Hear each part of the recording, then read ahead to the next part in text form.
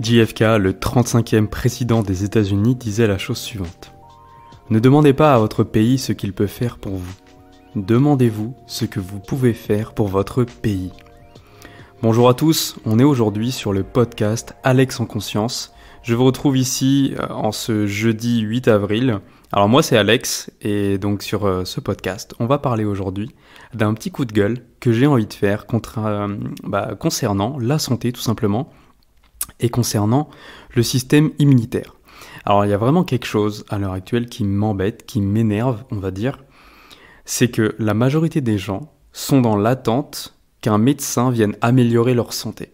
La majorité des gens sont dans l'attente que quelque chose d'extérieur améliore leur vie, que ce soit le gouvernement qui prenne des meilleures décisions, que ce soit leurs amis qui décident quoi faire ce soir, quoi faire le week-end, que ce soit leur femme ou leur mari qui décident quoi manger. On attend de l'extérieur que les autres prennent des décisions à notre place. Et vraiment, moi j'ai envie de pousser ce coup de gueule parce que aujourd'hui, on est dans un contexte où il faut avoir un bon système immunitaire si on veut résister au coronavirus. En tout cas, c'est mon avis et c'est mon expertise qui parle. Et le fait d'attendre d'un médecin qui vienne améliorer votre santé, améliorer votre système immunitaire, c'est se reposer sur un cure-dent. Tout simplement parce qu'un médecin, au cours de ses 12 années d'études, aura moins de 15 heures de nutrition. 15 heures, c'est l'équivalent pour un lecteur moyen de lire 3 livres. Autant vous dire qu'en un mois de lecture acharnée, en un mois de lecture quotidienne, vous pouvez en lire beaucoup plus que votre médecin n'en a appris sur la nutrition et l'alimentation pendant 12 années d'études. 12 années. Et vous, il vous suffit d'un seul mois pour rattraper ce retard et en connaître davantage, en dépasser les connaissances. Moi, c'est ce que je fais depuis maintenant plusieurs années. Je suis devenu végétarien il y a 7 ans, vegan il y a 4 ans. Et depuis, je ne cesse de me documenter, je ne cesse de lire, de regarder des vidéos, d'apprendre, d'échanger sur l'alimentation, la santé. C'est d'ailleurs parce que je suis devenu végétarien que j'ai commencé à m'intéresser tout simplement à l'alimentation. Parce que quand on devient végétarien il y a 7 ans, donc quand on devient végétarien en 2014, il n'y a pas énormément d'alternatives dans les grandes surfaces. Il n'y a pas énormément de chaînes YouTube. Il y a très peu de gens qui en parlent. Alors ce qu'il y a à l'époque, c'est quoi ? C'est des blogs. Donc on se rabat sur les blogs et on commence à lire beaucoup, on commence à lire sur l'alimentation, on commence à lire sur la santé, sur qu'est-ce qu'il faut manger, qu'est-ce qu'une protéine, qu'est-ce qu'un lipide, etc. Aujourd'hui j'ai envie de pousser un coup de gueule aussi sur les personnes qui attendent que les changements viennent du gouvernement. Le gouvernement est là pour prendre des décisions, c'est vrai, mais le gouvernement est entremêlé et pétri dans une espèce de lenteur, dans une lenteur administrative qu'il a lui-même créée au fil des années et que la Constitution européenne et nationale ne sont pas prêtes d'améliorer. Tout simplement parce que le plan des gouvernements, les différents plans des gouvernements et même des universités, qu'est-ce que je raconte ? Des États et des États supranationaux, des entités supranationales, c'est ça le mot que je cherchais, font des plans sur plusieurs années. Et ces années-là sont autant d'années que vous pouvez mettre à votre profit, que vous pouvez mettre à votre éducation, à votre formation. C'est ce que vous faites très certainement en regardant ma chaîne YouTube ou en écoutant mon podcast ou en lisant mes posts Instagram, c'est que vous vous formez à la nutrition, vous vous formez à la santé, vous vous formez au fait de vivre en conscience un peu plus chaque jour. Et c'est vrai que on a tendance à penser que le gouvernement est là pour nous aider, et oui, c'est le rôle de l'État-providence. On a cette grande chance en France d'avoir un État-providence. L'État-providence, c'est tout simplement le fait que l'État va subvenir aux besoins de chacun. L'État va dépenser énormément d'argent dans la santé, énormément d'argent, et ce qu'on entend par la santé à ce moment-là, c'est le système de santé, à savoir les hôpitaux, etc. L'État va également permettre à tout à chacun d'avoir accès à un revenu qui s'appelle le RSA, qu'on obtient à partir d'un certain âge, je crois que c'est 25 ans. Et pour ça, il faut une résidence. Et c'est pour ça que beaucoup de personnes qui se retrouvent à la rue, donc beaucoup de SDF, n'ont plus de résidence. Et c'est pour ça qu'ils ne peuvent pas prétendre à avoir le RSA. On a tous des expériences différentes, on a tous des familles différentes. Certaines personnes n'ont même pas une mère ou un père sur qui se reposer. Donc voilà pourquoi il y a encore des SDF à l'heure actuelle malgré cet État-providence. Donc il y en a vraiment marre des gens qui se plaignent, qui veulent être remboursés pour des médicaments, qui veulent être remboursés de soins, qui voudraient que l'État fasse tout et qui à côté de ça ont une vie et une hygiène totalement déplorables, qui ne prennent pas soin de leur alimentation, qui ne prennent pas soin de leur hygiène de vie, qui font zéro sport, qui ne mangent uniquement des produits transformés, des frites par exemple. Donc c'est vraiment ma plainte du moment, et je vais vous citer d'autres plaintes qu'il y a en ce moment. Ce que les gens critiquent le plus, c'est par exemple le fait que le vaccin contre le coronavirus met beaucoup trop de temps à arriver. Alors oui, le vaccin met du temps à arriver. Mais il ne faut pas se reposer sur le vaccin. Il ne faut pas se reposer sur le vaccin pour améliorer sa santé, pour améliorer son système immunitaire. Il y a également le fait que le gouvernement fait n'importe quoi. Ça, c'est la critique numéro 2 qu'on entend le plus en ce moment. Alors oui, le gouvernement ne fait pas forcément les meilleurs choix. En tout cas, de manière individuelle, on pourrait se dire le gouvernement ne fait pas les meilleurs choix. Mais honnêtement, personnellement, je suis très content de ne pas être à la place du gouvernement à l'heure actuelle, parce que je pense que je ne saurais pas quoi faire à leur place. Je pense que j'aurais vraiment cette paralysie, cette lenteur, comme eux en fait. Et je suis en train de lire d'ailleurs le livre de Nicolas Hulot et Frédéric Lenoir, qui est un appel au changement maintenant, des prises de conscience maintenant. D'ailleurs dans le titre de ce bouquin-là, il y a le mot prise de conscience. Donc je suis en train de vous rechercher en même temps le titre du bouquin, c'est vrai que c'est un peu dommage, je le connais pas par cœur. Et ce qui m'a attiré vers ce livre-là, c'est que voilà, il y a le mot conscience dans le titre du livre. Ce qui fait vraiment résonance à Alex en conscience et à tout ce que j'essaie de vous partager sur tous les réseaux sociaux. Alors le titre du bouquin, c'est D'un monde à l'autre, le temps des consciences. Et Nicolas Hulot, dans ce livre, raconte son expérience au gouvernement. Il a été pendant 15 mois, donc c'est quasiment 1 an et demi au gouvernement, donc sous le gouvernement Macron. Et il a été ministre de la transition écologique. Et il raconte lui-même qu'il avait d'énormes ambitions et qu'il s'est vite rendu compte que l'administration, la lenteur administrative, et en plus la lenteur administrative à la française, ralentissait en fait toutes ses ambitions, que finalement le budget, malgré toutes les grandes ambitions, malgré toutes les promesses d'Emmanuel Macron, même si lui croit à la transition écologique, malgré tout ça, Nicolas Hulot était face à un gouvernement, face à une opposition parfois, parce que le gouvernement peut être de gauche, de droite, et il va y avoir un clivage, il va y avoir la gauche contre la droite contre la gauche. Nicolas Hulot a essayé de faire passer des lois, mais ces lois ont toujours été soit désarçonnées, soit elles ont été dépiauter pour qu'on aille voir à l'intérieur la moindre virgule pour la déplacer et finalement leur faire perdre toute substance. Voilà, donc ça c'est la deuxième critique qui revient le plus à l'heure actuelle. La troisième critique que j'ai entendue très récemment, c'est le fait qu'il y a des repas végétariens à la cantine, alors qu'on sait que la viande est responsable de beaucoup de maladies. Il y a énormément de personnes qui mangent beaucoup trop de viande. Moi-même, pendant 20 ans, j'ai mangé de la viande quasiment à tous les repas, le midi et le soir. Tous les jours de la semaine, 7 jours sur 7, toute l'année en fait. Sauf que maintenant, on sait que la viande vient acidifier l'organisme. La viande, et notamment la viande rouge, est responsable de beaucoup de cancers. Il y a même des études qui montreraient que la viande de volaille, donc la viande blanche de volaille, serait responsable de l'augmentation du diabète. C'est pas moi qui le dis, ce sont des études. Alors, les arguments, les contre-arguments qui sont derrière tout ça, c'est oui, mais la viande, ça permet à certaines personnes qui n'ont pas... ça permet à certaines personnes qui n'ont pas les moyens d'acheter de la viande, d'en manger à la cantine. Sauf que, pour avoir été à la cantine pendant plusieurs années, je peux vous assurer que cette viande-là est d'extrême mauvaise qualité. On se retrouve avec de la semelle, tout simplement, ou de la viande très mal cuite, ou des aliments préparés qui viennent de boîtes de conserve, etc. Donc la cantine n'est rarement un endroit où on va avoir de la grande cuisine. Alors, quitte à avoir de la mauvaise cuisine, autant éviter, en plus d'avoir de la cuisine qui va tout simplement détraquer la santé, détraquer le système immunitaire, et en plus de ça, tuer des pauvres êtres innocents, à savoir les animaux. La quatrième plainte qu'on entend beaucoup à l'heure actuelle, c'est qu'on en a marre du Covid. Alors oui, le Covid c'est chiant, on en a tous marre, on a envie que ça s'arrête. Et donc on a envie de retirer son masque dans la rue. Alors moi, je vais vous le dire honnêtement, à part dans les endroits où il y a beaucoup de monde et où j'ai pas envie de choquer les gens, j'évite de plus en plus de porter mon masque, je le porte de moins en moins. Tout simplement parce que je fais confiance à mon système immunitaire, parce que je sais que j'ai une bonne immunité. Parce qu'au quotidien, je fais en sorte d'avoir une bonne immunité, je fais en sorte de manger ce qu'il faut, de faire les choses qu'il faut. Même si je suis pas parfait, personne n'est parfait évidemment. Mais ces gens qui critiquent le masque, ces gens qui en ont marre du Covid, sont également la majorité d'entre eux ont une hygiène déplorable. Alors, je suis pas en train de leur jeter la pierre, tout simplement parce que moi, pendant 20 ans, j'ai eu une hygiène de vie plutôt déplorable. À savoir que je ne faisais pas forcément beaucoup de sport, je mangeais de la viande régulièrement, je mangeais beaucoup de fromage, je mangeais beaucoup de produits transformés. Donc j'avais une mauvaise immunité, hein. D'ailleurs, la preuve en est, et je vais vous en parler un peu plus après dans le podcast, c'est que je tombais tout le temps malade. Donc, je sais ce que c'est, donc je ne jette pas la pierre sur ces gens-là. Au contraire, toutes les personnes qui sont ici et qui veulent s'améliorer, qui veulent apprendre un peu plus, eh bien, vous êtes au bon endroit. Et ensuite, on a tout ce qui est comorbidité.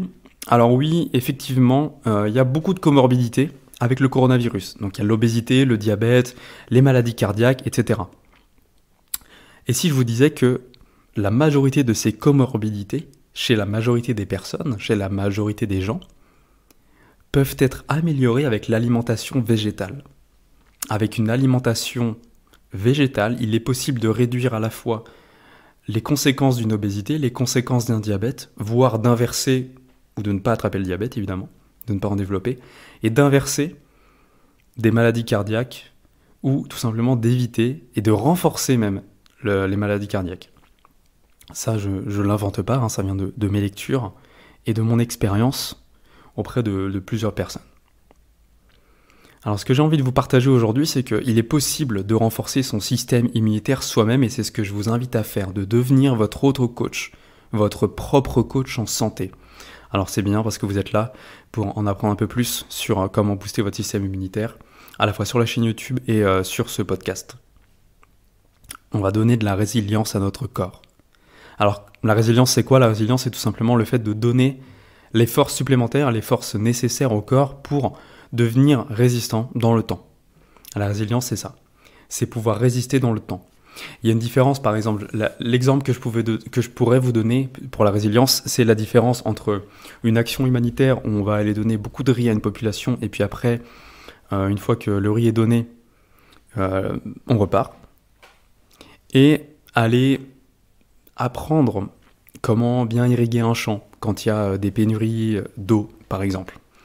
Comment faire les choses sur le long terme. On dit toujours, donnez un poisson à un homme et il mangera un jour, et apprenez un pêcher à un homme et il mangera toute sa vie. La résilience, c'est ça. C'est le fait d'apprendre à pêcher. Bon, c'est pas un exemple très vegan, vous vous en doutez que c'est pas un exemple qui me fait forcément très plaisir, mais c'est l'exemple le plus connu, donc c'est pour ça que je vous le donne. Alors, comment on va faire pour améliorer la résilience de son corps? Tout simplement, on va passer, dans un premier temps, selon moi, par des actions quotidiennes. Darren Hardy, dans son livre « L'effet cumulé », en parle très bien. C'est vraiment le principe des effets cumulés, hein. On le sait tous, une cigarette ne tue personne, un verre d'alcool ne tue personne, manger une fois un fast-food ne tue personne, mais par contre, on va reprendre. Mais par contre, fumer une cigarette par jour pendant 25 ans, là, ça devient dangereux. Parce que c'est une fois, une cigarette, et souvent c'est pas une seule par jour, mais prenons une seule par jour, fois 7, fois 365, fois 25 ans. Donc ça fait X milliers de cigarettes. Donc là, une cigarette n'est pas dangereuse, mais c'est l'accumulation des cigarettes qui devient dangereuse. Pareil avec le café, pareil avec tout en fait. On dit toujours que c'est la dose qui fait le poison, et ça n'a jamais été aussi vrai pour la santé. Il suffit d'ajouter... On n'est pas obligé de retirer au début la malbouffe, hein, quand on mange pas très bien, quand on n'a pas forcément une alimentation très équilibrée, on n'est pas obligé de retirer tout ce qui nous procure à l'heure actuelle du plaisir. La seule chose qu'on sait cuisiner, si c'est les pâtes, il faut pas retirer les pâtes parce qu'on va se retrouver du jour au lendemain à être frustré, à plus savoir quoi manger. Mais par contre, ajouter ne serait-ce qu'un fruit ou 2 ou 3 ou aller jusqu'aux 5 portions qui sont recommandées par jour. Et quand on parle de 5 fruits et légumes, en fait on parle de 5 portions. Hein. Donc c'est pas forcément manger 5 carottes, c'est manger 5 portions. Et c'est reconnu, même par la Vegan Society, comme étant bénéfique pour la santé vers une bonne alimentation, pour avoir tout simplement un bon système immunitaire. Donc les actions quotidiennes vont renforcer le système immunitaire. Alors là, on parle des actions qui vont être autour de l'alimentation, mais il y a tout ce que je vous apprends aussi sur la chaîne YouTube, à savoir de prendre des douches froides, à savoir de sortir dehors même si on a froid, à savoir de faire du sport, tout simplement. Ça, c'est aussi quelque chose qui va venir booster le système immunitaire. Donc tout ça, c'est vraiment des bonnes choses. Et ensuite, l'alimentation végétale vient à la fois booster le système immunitaire, améliorer l'espérance de vie, permet un meilleur développement des cellules et permet aussi, je vous le donne en mille, une meilleure résistance au virus. Et oui, une meilleure résistance au virus, donc le coronavirus. Voilà, vous savez tout, je fais un peu d'ASMR. Une meilleure alimentation ne passe pas nécessairement par une alimentation végétale, mais une alimentation végétale assure d'avoir une meilleure alimentation et d'avoir une meilleure santé. On peut être en surpoids, on peut être obèse, on peut être gros, on peut être en mauvaise santé en ayant une alimentation végétale. Bah oui, parce que les pommes de terre sont des aliments, sont des végétaux. Donc si je mange des frites à tous les repas, tous les jours, oui, je vais manger uniquement végétal, mais vous vous rendez bien compte qu'il y a quand même un certain bon sens à avoir derrière. Pareil, si je mange uniquement des produits transformés, par exemple si je mange uniquement du chocolat ou du sucre, ou même si je fais des gâteaux vegan et que je mange que ça tous les jours, oui, à un moment donné, j'aurai des problèmes de santé, c'est sûr.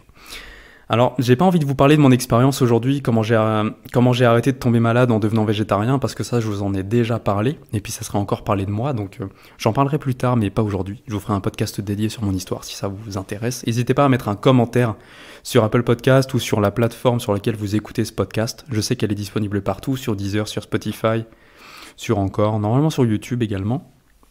Donc n'hésitez pas à mettre un commentaire. Et si vous pouvez, si vous le regardez sur YouTube par exemple, à mettre un like. Mais ça me fait très plaisir d'avoir vos retours et surtout de savoir ce que vous en pensez. Je vais prendre l'exemple aujourd'hui d'un homme de 27 ans qui s'appelle Arthur, et qui est devenu végétarien car il avait des problèmes de santé. Il manquait d'énergie, il était fatigué régulièrement, surtout en fin de journée, et il était souvent constipé. La constipation, c'est quelque chose qui arrive souvent, hein, c'est quelque chose qui arrive énormément quand on mange beaucoup de viande. Parce que la viande, en fait, constipe, tout simplement. Et donc, sa constipation, en transformant son alimentation, en ajoutant plus de végétaux, plus de fibres, en mangeant mieux, il a aussi à réduire sa constipation. Il a également amélioré son état de fatigue, qui s'est résorbé, il était en pleine forme, il prenait plaisir à manger, et tout se passait très bien pour lui.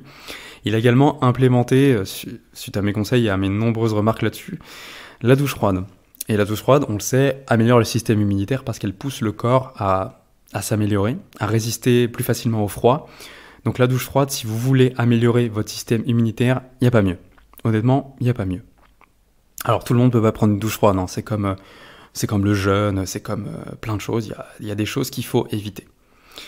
Aujourd'hui, ce que j'ai envie de vous proposer, c'est d'aller plus loin. Je vais vous proposer le guide du débutant végétal, que j'ai appelé Vegeta, en référence à Dragon Ball Z, pour les plus connaisseurs parmi vous. Et ce programme, en fait, il est avec un plan d'action qui va vous permettre de transitionner, de savoir par où commencer sans prise de tête.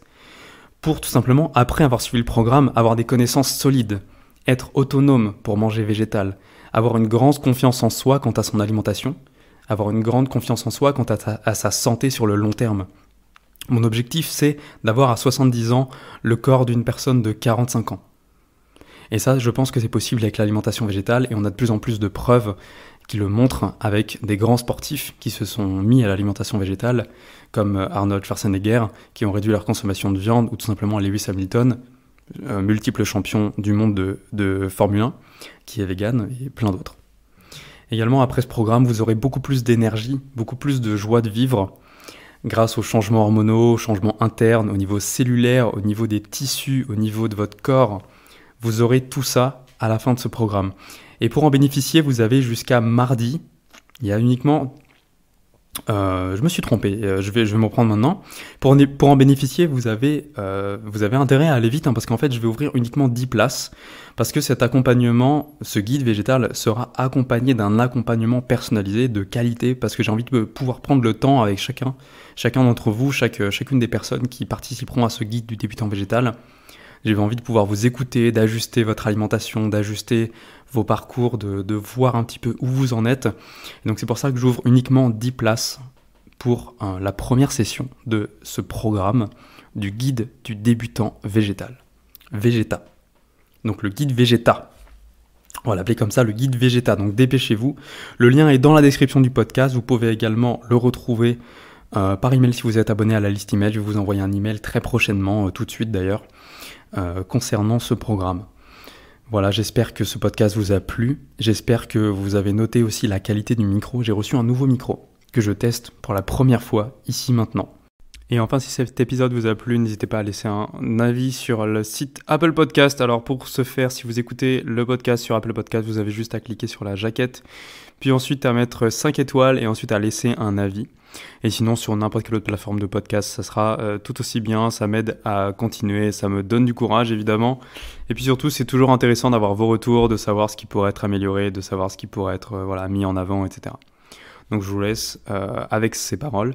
Je vous souhaite de passer une excellente journée. Je vous remercie de m'avoir écouté jusqu'ici. J'aime beaucoup le format podcast. Ça me permet d'être plus proche de vous. Et puis je pense que c'est quelque chose que vous pouvez écouter même quand vous faites autre chose, que vous êtes en train de faire la vaisselle, que vous êtes en train de marcher, que vous prenez votre petit déjeuner. Et je trouve qu'il y a ce côté vraiment plus proche avec la personne quand on écoute un podcast. Donc je vais essayer de vous enregistrer des podcasts plus souvent parce que c'est quelque chose que j'aime bien. En plus j'ai reçu ce nouveau micro qui me plaît vraiment beaucoup. Je vous souhaite de passer une excellente journée encore une fois. Et encore une fois, prenez soin de vous et mangez et vivez en conscience.